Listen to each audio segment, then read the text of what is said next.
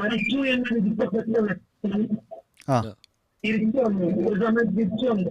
ആ അദ്ദേഹത്തിന്റെ ഭാര്യയെ മറ്റൊരാളെ സമയത്തേക്ക് പോകാൻ ചെയ്തു. ആ അപ്പോൾ അത് എന്നാണ് ആ ചോദ്യം വ്യക്തമാണ്.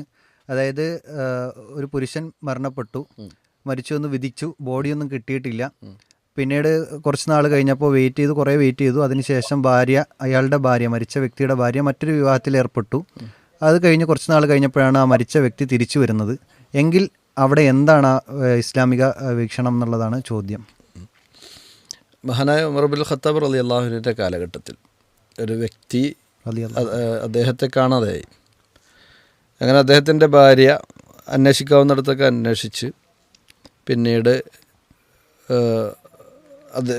ഒരു നിലക്കും അദ്ദേഹത്തെ തിരിച്ച് കിട്ടുകയില്ല എന്ന രൂപത്തിൽ ഉറപ്പുള്ള സമയത്ത് അന്നത്തെ വിധികർത്താവ് എന്നുള്ള നിലക്ക് ഉമർ ബിൻ ഖത്താബ് റളിയല്ലാഹു അൻഹുവിനെ അവർ സമീപിക്കുകയും കാര്യങ്ങൾ പറയുകയൊക്കെ ചെയ്തു. അങ്ങനെ ഉമർ റളിയല്ലാഹു അൻഹു അദ്ദേഹം മരിച്ചു എന്ന് അദ്ദേഹത്തിൻ്റെ അന്വേഷണങ്ങളുടെയും കാര്യങ്ങളുടെയൊക്കെ ശേഷം പ്രഖ്യാപിച്ചു. അതിൻ്റെ ഭാഗമായി ആ പെണ്ണ് പിന്നീട് അവളുടെ ഇദ്ദേഹം കാര്യങ്ങളൊക്കെ കഴിഞ്ഞതിന് ശേഷം പുതിയ വിവാഹം കഴിച്ചു. പുതിയ വിവാഹം കഴിഞ്ഞ് ജീവിതം മുന്നോട്ട് കൊണ്ടുപോകുമ്പോഴാണ് കാണാതെയായിരുന്ന പഴയ ഭർത്താവ് തിരിച്ചു വന്നത്.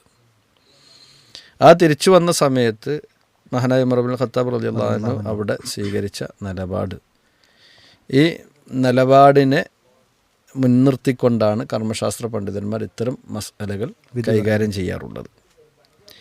അങ്ങനെ വരുമ്പോൾ ഈ വിഷയത്തിൽ പ്രധാനമായും 2 അഭിപ്രായങ്ങളാണ് പണ്ഡിതന്മാർക്കുള്ളത്. അബു ഹനീഫ റഹിമഹുല്ല, ഇമാം ഷാഫിഈ റഹിമഹുല്ല, അഹ്മദ് ബിൻ ഹംബൽ റഹിമഹുല്ല, ഇവർ 3 പേരുടെയും മദ്ഹബുകളിൽ ഈ പെണ്ണിനെ തൻ്റെ ഒന്നാമത്തെ ഭർത്താവിലേക്ക് തിരിച്ചു നൽകണം, അവൾ അവകാശപ്പെട്ടിട്ടുള്ള ഒന്നാമത്തെ ഭർത്താവിന് തന്നെയാണ് എന്ന അഭിപ്രായമാണ് ഉള്ളത്. അത് വ്യത്യസ്തങ്ങളായ ചെറിയ ചെറിയ രൂപത്തിലുള്ള മാറ്റങ്ങളുണ്ട്. അഥവാ എല്ലാവരും അവസാനം പറഞ്ഞു വരിക ഒന്നാമത്തെ ഭർത്താവിന് തന്നെ നൽകലാണ് ഖൈർ എന്ന നിലക്കാണെങ്കിൽ, ഇമാം മാലിക് റഹിമഹുല്ല അദ്ദേഹം അല്ല, രണ്ടാമത്തെ ഭർത്താവാണ് ഈ പെണ്ണിനെ സംബന്ധിച്ചിടത്തോളം അവകാശിയായിട്ടുള്ളത് എന്ന അഭിപ്രായമാണ് സ്വീകരിച്ചിട്ടുള്ളത്. ഇമാം മാലിക് റഹിമഹുല്ല ഉമർ ബിൻ ഖത്താബ് റളിയല്ലാഹു അൻഹുവിൽ നിന്ന് വന്നിട്ടുള്ള വാർത്തയെ അതിൽ ചില സ്വീകാര്യയോഗ്യമല്ലാത്ത രൂപത്തിലുള്ള അവസ്ഥകളുണ്ട് എന്ന് പറഞ്ഞുകൊണ്ടാണ് ഇമാം മാലിക് റഹിമഹുല്ല അങ്ങനെ ഒരു അഭിപ്രായത്തിലേക്ക് എത്തിപ്പെട്ടിട്ടുള്ളത്. എന്നാൽ മഹാനായ ഇബ്നു അബ്ദുൽ ബർ റഹിമഹുല്ല, ഇമാം മാലിക് റഹിമഹുല്ല ഈ ഹദീസിൻ്റെ വിഷയത്തിൽ പറഞ്ഞ ആരോപണങ്ങളൊക്കെ വളരെ സുന്ദരമായിക്കൊണ്ട് മറുപടി പറയുകയും ഇതിൽ ജുംഹൂർ അഥവാ ഭൂരിഭാഗ പണ്ഡിതന്മാർ അല്ലെങ്കിൽ മദ്ഹബിൻ്റെ ശാസ്ത്ര മദ്ഹബുകളിലെ പണ്ഡിതന്മാരിൽ ഭൂരിഭാഗവും എന്ന് പറഞ്ഞാൽ നേരത്തെ സൂചിപ്പിച്ചതുപോലെ ഇമാം അബു ഹനീഫ അൽ കൂഫി റഹിമഹുല്ല, ഇമാം ഷാഫി റഹിമഹുല്ല, ഇമാം അഹ്മദ് ബിൻ ഹംബൽ റഹിമഹുല്ല, ഇവരുടെ ഒക്കെ അഭിപ്രായമാണ് കൂടുതൽ ശരി എന്നതാണ് അവിടെ നമുക്ക് മനസ്സിലാക്കാൻ സാധിക്കുന്നത്. ഇനി അതിൽ തന്നെ എങ്ങനെയാണ് ഇതൊരു തീരുമാനമാകണമല്ലോ. അപ്പോൾ ഇതിൻ്റെ അടിസ്ഥാനത്തിൽ തന്നെ നേരത്തെ പറഞ്ഞു തിരിച്ചു നൽകണം, അല്ലെങ്കിൽ അവൾ ഒന്നാമത്തെ ഭർത്താവിനെ അവകാശപ്പെട്ടവളാണ് എന്ന് പറയുമ്പോൾ തന്നെ എങ്ങനെയാണ് ഈ നിലവിലെ വിവാഹം അതിന് വേറെ എന്തെങ്കിലും കാര്യങ്ങളുണ്ടോ എന്നൊക്കെ എന്താക്കേണ്ടതുണ്ട്, ചർച്ച ചെയ്യേണ്ടതുണ്ട്. ആ ഘട്ടത്തിൽ നമ്മൾ മനസ്സിലാക്കേണ്ട ഒന്നാമത്തെ കാര്യം, പണ്ഡിതന്മാർ പറഞ്ഞത് ഈ ഒന്നാമത്തെ ഭർത്താവിന് ഇഖ്തിയാർ നൽകാം. ഇഖ്തിയാർ നൽകാം എന്ന് പറഞ്ഞു കഴിഞ്ഞാൽ അദ്ദേഹത്തിന് സ്വാതന്ത്ര്യം നൽകാം, തീരുമാനമെടുക്കാം. അവൾ അയാളുടെ കൂടെ ജീവിക്കണമെങ്കിൽ അയാളുടെ കൂടെ ജീവിക്കാം, അതല്ല തനിക്ക് തന്നെ അവളെ തിരിച്ചു കിട്ടണം എന്ന രൂപത്തിലാണെങ്കിൽ അദ്ദേഹത്തിന് തീരുമാനിക്കാം. ഒന്നുകിൽ അവളെ ഭാര്യയായി സ്വീകരിക്കാം, അതല്ല എങ്കിൽ അവളെ മറ്റേയാളുടെ ഭാര്യയായി നിലനിർത്തി കൊടുക്കാം. മറ്റേയാളുടെ ഭാര്യയായി നിലനിർത്തുകയാണെങ്കിൽ വേണമെങ്കിൽ ഇയാൾക്ക് മറ്റേയാളുടെ കയ്യിൽ നിന്ന് എന്താകാം, മഹർ തിരിച്ചു വാങ്ങാം. കാരണം താൻ മഹർ കൊടുത്ത് വിവാഹം കഴിച്ച ഒരാളായിരുന്നല്ലോ, ആ നിലക്ക് മഹർ തിരിച്ചു വാങ്ങാം. അതേപോലെ തന്നെ മറ്റൊരു ഭാഗം പണ്ഡിതന്മാർ പറഞ്ഞത് ഇവിടെ ഭാര്യയ്ക്ക് എന്താകാം, തീരുമാനമെടുക്കാം, ഭാര്യയെ തീരുമാനിക്കാം, അതായത് ഭാര്യയ്ക്ക് തീരുമാനിക്കാം താൻ ആരുടെ കൂടെ ജീവിക്കണമെന്നുള്ളത്. അവിടെയും ഭാര്യയ്ക്ക് ഇഖ്തിയാറുണ്ട് എന്നതാണ് ആ അഭിപ്രായത്തിൽ നിന്ന് മനസ്സിലാക്കാൻ സാധിക്കുന്നത്. ഇനി ഇങ്ങനെ തന്നെ ആണെങ്കിൽ തന്നെ അടുത്തൊരു ഇതിൻ്റെ ഉള്ളിൽ വരുന്ന മറ്റൊരു മസാല, ഇനിയിപ്പോൾ ഭാര്യ തീരുമാനിക്കണമെന്ത്, ഞാൻ ഒന്നാമത്തെ ഭർത്താവിൻ്റെ കൂടെ പോവുകയാണ്, അല്ലെങ്കിൽ ഒന്നാമത്തെ ഭർത്താവ് പറഞ്ഞു എനിക്ക് എൻ്റെ ഭാര്യയെ തന്നെയാണ് വേണ്ടത് എന്ന് തീരുമാനിച്ചു കഴിഞ്ഞാൽ അവിടെ ശ്രദ്ധിക്കേണ്ട കാര്യം, ഒന്ന്, ചിലപ്പോൾ ഈ പെണ്ണിനെ സംബന്ധിച്ചിടത്തോളം പെണ്ണുമായിട്ടുള്ള വിവാഹത്തിൽ രണ്ടാമത്തെ ആൾ ഏർപ്പെട്ടിട്ടുണ്ടാകാം, അതായത് കരാറിൽ ഏർപ്പെട്ടിട്ടുണ്ടാകാം, അവർ തമ്മിൽ ശാരീരിക ബന്ധത്തിൽ ഏർപ്പെട്ടുകൊള്ളണമെന്നില്ല. നിക്കാഹ് കഴിഞ്ഞ ഉടനെ തന്നെ ചിലപ്പോൾ എന്തായിട്ടുണ്ടാകാം. പ്രത്യേകിച്ച് ഇപ്പോൾ ആധുനിക കാലത്ത് കല്യാണം എന്ന് പറഞ്ഞാൽ നാട്ടിൽ നിന്ന് സൂമിലൊക്കെ ഒരു വിവാഹം നടത്തുന്ന, ഗൾഫിലുള്ള ആൾക്കാർ വിവാഹം നടത്തുന്ന, പിന്നെ വർഷങ്ങൾ കഴിഞ്ഞ് വന്ന് വീട് കൂടുന്നൊരവസ്ഥ ഉണ്ട് ഇപ്പോൾ ഉണ്ട്. അപ്പോൾ ആ രൂപത്തിലാണ് എങ്കിൽ പിന്നെ വലിയ പ്രയാസങ്ങളൊന്നുമില്ല. അതേ സമയത്ത് ഇവർ തമ്മിൽ ലൈംഗിക ബന്ധത്തിൽ ഏർപ്പെട്ടിട്ടുണ്ട് എങ്കിൽ പിന്നീട് ഒന്നാമത്തെ ഭർത്താവിൻ്റെ കൂടെ ജീവിക്കണമെങ്കിൽ അവൾ ഇദ്ദയാചരിക്കണം.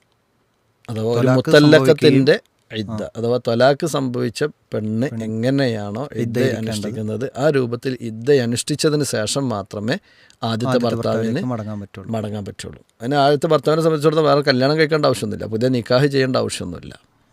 അതേസമയത്ത് ഇതാണ് ഇദ്ദയുടെ കാലം കഴിയണം. അവിടെ ഇസ്തിബ്രാവും മറ്റുമൊക്കെയാണ്, അഥവാ ഇവളിൽ നിന്ന് ഇദ്ദേഹത്തിന് ഗർഭമുണ്ടോ മറ്റുള്ള കാര്യങ്ങളുണ്ടോ എന്നൊക്കെ എന്താക്കേണ്ടതുണ്ട്, അറിയേണ്ടതുണ്ട്. ഇനി അവൾ ഗർഭിണിയായി നിൽക്കുന്ന സാഹചര്യത്തിലാണുള്ളത് എങ്കിൽ അവൾ പ്രസവിച്ചതിന് ശേഷം മാത്രമേ ഈ ഭർത്താവിന് പിന്നീട് തൻ്റെ ഭാര്യ എന്നുള്ള നിലക്ക് അവൾ എന്താ പറ്റുള്ളൂ, സ്വീകരിക്കാൻ പറ്റുകയുള്ളൂ എന്നുള്ളതാണ് ആ വിഷയവുമായി ബന്ധപ്പെട്ട് നമ്മൾ മനസ്സിലാക്കേണ്ടത്. ചുരുക്കി പറഞ്ഞു കഴിഞ്ഞാൽ ഇവിടെ തെളിവുകളുടെയൊക്കെ അടിസ്ഥാനത്തിൽ നമുക്ക് മനസ്സിലാക്കാൻ കഴിയുന്ന കാര്യം, ഒന്ന്, അദ്ദേഹത്തിന് അഥവാ ഒന്നാമത്തെ ആളിലേക്ക് തന്നെ അവർ മടങ്ങുന്ന രീതിയാണ് ഉണ്ടാകുക. രണ്ടാമത്തെ ആൾ പ്രത്യേകിച്ച് എന്താണെന്ന് വെച്ചാൽ ഒന്നാമത്തെ ആൾ മരിച്ചു എന്ന് പ്രഖ്യാപിച്ചത് കൊണ്ട് മാത്രമാണ് ഇവിടെ തലാക്ക് സംഭവിച്ചത്. അദ്ദേഹം ജീവിച്ചിരിക്കുന്നു എന്നതുകൊണ്ട് തന്നെ അൽ ഹുക്മു യദൂറു മഅ ഇല്ലതിഹി വുജൂദൻ ഔ അദമ എന്ന് പറഞ്ഞ ഒരു പൊതു തത്വമുണ്ട്. ഒരു ഹുക്മ് അത് നിലനിൽക്കുക, ആ ഹുക്മ് അഥവാ വിധി വിധിക്കുവാനുണ്ടായ ഹേതു എന്തായിരുന്നോ ആ ഹേതുവിനനുസരിച്ചാണ്. അപ്പോൾ ആ ഹേതു ഉണ്ടോ എങ്കിൽ ഈ വിധി ഉണ്ടാകും, ഹേതുവില്ലേ എങ്കിൽ വിധി നടപ്പിലാവുകയുമില്ല. അപ്പോൾ ഇദ്ദേഹം മരിച്ചു എന്നതാണ് ഇയാളുടെ വിവാഹ കരാറിൽ നിന്നും മോചിതനായി എന്ന് പറയാനുള്ള കാരണമെങ്കിൽ ഇദ്ദേഹം മരിച്ചിട്ടില്ല എന്നത് സ്ഥിരപ്പെടുന്നതോടുകൂടി എന്ത് സംഭവിക്കുന്നു, ആ വിധി പരിപൂർണമായും ഇല്ലാതെയാകുന്നു എന്നതുകൊണ്ടാണ് ഇദ്ദേഹത്തിലേക്ക് തന്നെ ഇത് മടങ്ങി വരുമെന്ന് പറയുവാനുള്ള കാരണം. അപ്പോൾ ഇവിടെ നമുക്കൊന്നുകൂടി നന്നായി പറയണമെന്നുണ്ടെങ്കിൽ രണ്ടുപേരും തമ്മിൽ എന്താക്കാം, ഭാര്യയുമായി ബന്ധപ്പെട്ടും ഭർത്താവുമായി ബന്ധപ്പെട്ടും അങ്ങോട്ടും ഇങ്ങോട്ടും ചർച്ചകൾ നടത്തി കാര്യങ്ങൾ എന്താക്കാവുന്നതാണ്. ഇവിടെയും വ്യക്തിപരമായി തീരുമാനമെടുക്കുന്നതിനേക്കാൾ ഏറ്റവും നന്നാവുക നേരത്തെ പറഞ്ഞ പോലെ ചർച്ചകളുടെ അടിസ്ഥാനത്തിൽ അത് തീരുമാനമാക്കുക എന്നതാണ്. ഗർഭിണിയാണെങ്കിൽ പ്രസവിക്കാതെ ഒന്നാമത്തെ ഭർത്താവിന് സ്വീകരിക്കാൻ പറ്റില്ല. ഇനി ഗർഭിണിയല്ല, അവർ തമ്മിൽ ശാരീരിക ബന്ധത്തിൽ ഏർപ്പെട്ടിട്ടുണ്ട് എങ്കിൽ ഇദ്ദയുടെ കാലയളവ് കഴിഞ്ഞതിന് ശേഷം. അതോടൊപ്പം എനിക്ക് ചോദിക്കാനുള്ളത്, ഇപ്പോൾ ഭാര്യയും ആദ്യത്തെ ഭർത്താവും തീരുമാനിച്ചു, ഒന്നിച്ച് ജീവിക്കാൻ തീരുമാനിച്ചു, പക്ഷേ ഇപ്പോൾ നിലവിലുള്ള ഭർത്താവ് സമ്മതിക്കുന്നില്ല എങ്കിൽ എന്താണ് അതിൻ്റെ വിധി? ഇപ്പോൾ നേരത്തെ അത് സുന്ദരമായി നേരത്തെ പറഞ്ഞത് വളരെ എളുപ്പം മനസ്സിലാവുമല്ലോ. കാരണം എന്താ വെച്ചാൽ ഇവർ തമ്മിലുള്ള വിവാഹം തന്നെ നടന്നിട്ടില്ല. ഒന്നാമത്തെ ആളുടെ വിവാഹമോചനം നടത്തുകയോ അതല്ലെങ്കിൽ അദ്ദേഹം മരണപ്പെടുകയോ ചെയ്താലേ ഒരു സ്ത്രീയെ മറ്റൊരാൾക്ക് വിവാഹം ചെയ്യാൻ പറ്റുള്ളൂ. അപ്പോൾ സ്വാഭാവികമാണ് ഇവിടെ ഹാക്കിം അദ്ദേഹത്തിന് നടത്താവുന്ന അന്വേഷണങ്ങളും അഥവാ ഭരണാധികാരി അദ്ദേഹത്തിന് നടത്താവുന്ന അന്വേഷണങ്ങളും കാര്യങ്ങളൊക്കെ നടത്തിയ സമയത്ത് ഈ വ്യക്തി ഇല്ല, ഈ വ്യക്തിയെ ബന്ധപ്പെടാൻ സാധിച്ചിട്ടില്ല എന്നതുകൊണ്ട് അദ്ദേഹം മരിച്ചതായി പ്രഖ്യാപിച്ചതാണ്. പ്രഖ്യാപനങ്ങൾ ശരിയാകാം, തെറ്റാകാം. അപ്പോൾ ഇവിടെ ശരിയാവുകയാണെങ്കിൽ സ്വാഭാവികമാണ് ആ ശരിയെ അടിസ്ഥാനപ്പെടുത്തുമ്പോൾ മാത്രമാണ് രണ്ടാമത്തെയാൾ ഇവരുടെ ഭർത്താവായി മാറുന്നുള്ളൂ. അവിടെയാണ് ആ നിക്കാഹ് ശരിയാവുന്നുള്ളൂ. അതേസമയത്ത് ആ വിധിച്ച വിധി ശരിയായിരുന്നില്ല എന്നത് ഇവിടെ ഇപ്പോൾ ബോധ്യമായതോടുകൂടി തന്നെ ആ വിധി നിലനിൽക്കുന്നില്ല. ആ വിധി നിലനിൽക്കാത്തത് കൊണ്ട് തന്നെ ആ വിധിയുടെ ഭാഗമായിട്ടുണ്ടായിട്ടുള്ളൊരു കാര്യം നിലനിൽക്കൂല. അപ്പോൾ ഒരർത്ഥത്തിൽ എന്തല്ല, അതുകൊണ്ടാണ് പണ്ഡിതന്മാരൊരു വിഭാഗം പറഞ്ഞത് ഈ ഭർത്താവിന് വേണമെങ്കിൽ തീരുമാനമെടുക്കാം. ഒന്നുകിൽ അയാളെ തന്നെ എന്താക്കാം, തുടർന്ന് ഭർത്താവായിക്കൊണ്ട് ജീവിക്കാനുള്ള അവസരം കൊടുക്കണമെങ്കിൽ അങ്ങനെ കൊടുക്കാം. എന്ന് പണ്ഡിതന്മാർ പറയാനുള്ള കാരണം ഒരു ഇവിടെ ഒരു അഖദ് അഥവാ കരാറുമായി ബന്ധപ്പെട്ട വിഷയത്തിൽ തന്നെ അഖദ് ഫുദൂലി എന്ന് പറയുന്ന കരാറിൻ്റെ തലത്തിലുള്ള മറ്റൊരു ഭാഗം കൂടി കടന്നു വരുന്നുണ്ട് എന്നതുകൊണ്ടാണ് ആ നിലക്കത് പണ്ഡിതന്മാർ സൂചിപ്പിച്ചത്.